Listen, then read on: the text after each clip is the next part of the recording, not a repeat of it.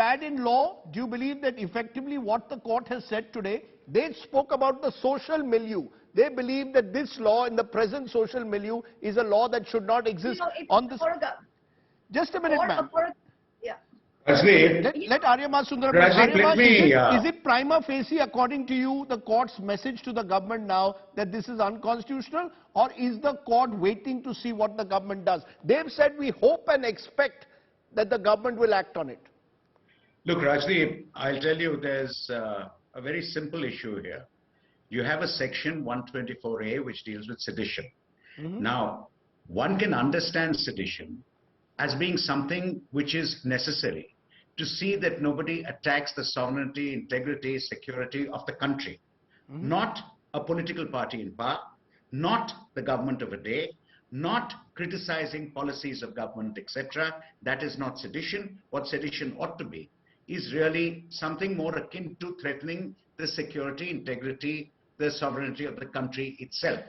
Unfortunately, Section 124A, because it was drafted in the colonial years where it had to protect king and country, and therefore they had to keep the colonial rule going, has been so widely defined that it is today absolutely untenable in our present day constitution.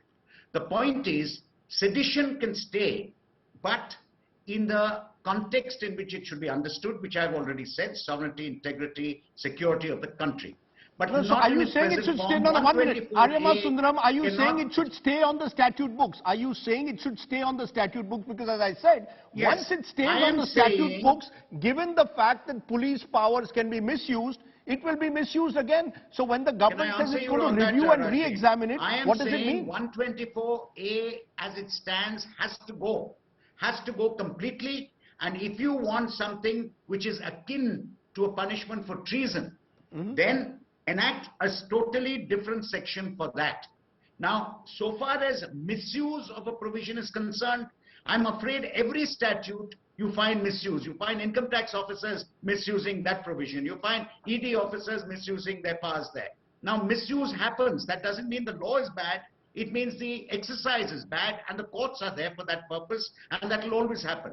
My point is that the section as it stands today is something which is so capable of interpretation, misuse in every way because of the way it's been drafted so loosely, and this section has to go. So what can the center do? No, Aryama Sundaram, when the center goes, just a minute, sir. When the center goes to the court and says we are reviewing and reconsidering it, 48 hours after first saying it's necessary. Remember, this is the same central government which on Saturday said it's necessary. On Monday files an affidavit saying we are ready to review and reconsider it. Why should I trust the central government that they will review and re-examine it in a manner that will ensure that it is not misused? Well, what my answer to that will be, it has been very clear that the Prime Minister then took a decision that it was something which needed to be relooked at in view of the views expressed by the court, in view of the general sentiment about it, in view of the fact that it was today, in today's context, something to be relooked at. And the government has made a statement to the court. It is always expected that when the government makes a statement to the court, it says so with all honesty and all bona fides, and I do not see any reason right now to disbelieve it, nor do I think will the court take this lightly. The court will also see it as the government says they're going to look into it.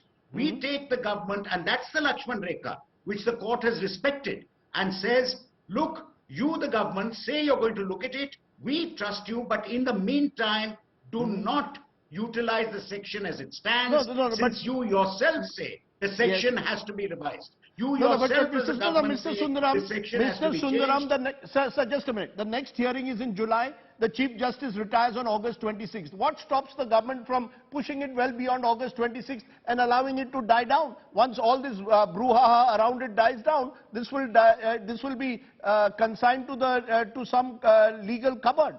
What stops the government from doing that? Why are you so sure that the government is serious about re-examining sedition suddenly?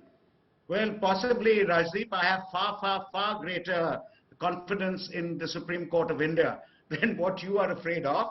The Supreme Court of India is not a court which is going to take such a representation of the government lightly. the Supreme Court of India has posted the case to the third week of July. I think you should wait till the third week of July and see what the government comes back with and see how the court deals with it. But the fact of the matter is this: the court has prima facie expressed a clear view that this is something has to be relooked at completely. The government has been responsive enough, at least in the recent past, to say, yes, we also agree. The natural corollary of that was the court said, very well, you also agree it has to be relooked at. We will give you that chance to relook at it. But meantime, we are staying the provision. So as on today, it is as though that provision is a dead letter from the practical point of view. It cannot, proceedings cannot be continued, the section cannot be used, people who have been booked under it can get their bail, and we'll have to wait till July. And I am not inclined to say that the government has said something so lightly and so flippantly that they are going to go back on it. We will wait till the third week of July, see what is said, and I have enough confidence in both the court as well as in the government's words to believe that the government will come up with something, and the court is definitely not going to put this in a back burner. The court has made it very clear that they're going to consider it. Mr. Sundaram, you know, as a journalist, the reason I have skepticism is twofold. Number one, a number of people who've been charged with sedition also have serious UAPA charges, anti-terror law charges against them, and criminal conspiracy. So while they may be let off on sedition, there will be other charges. Number two, this is the same government which over the last 1 year, since this matter was moved first 10 months ago, didn't do anything about it. Suddenly, Mahua, Moitra, they wake up. Which is why, are you as sanguine as Mr.